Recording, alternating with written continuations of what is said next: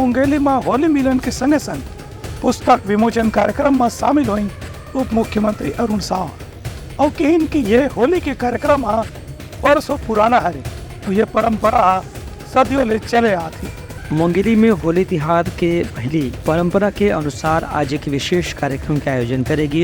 ये मौका में वार्षिक प्रकाशित मशहूर पुस्तक के विमोचन घलो करेगी। ये कार्यक्रम में प्रदेश के उप मुख्यमंत्री अरुण साव विशेष रूप से शामिल हुए, संगे संग स्थानीय जनप्रतिनिधि मन घलो मौजूद रही।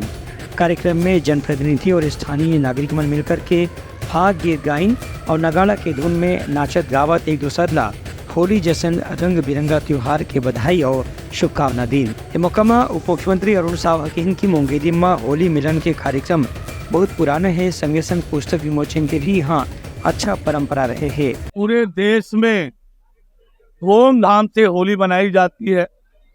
बरसाने की होली पूरी दुनिया में फेमस है और हमारे गांव-गांव में फाग गीत के साथ होली का त्योहार मनाया जाता है, एक दूसरे को रंग लगाते हैं और ये हमारी परंपरा, हमारी संस्कृति का हिस्सा है। मैं सभी प्रदेशवासियों को होली की बहुत बधाई और शुभकामनाएं देता हूँ।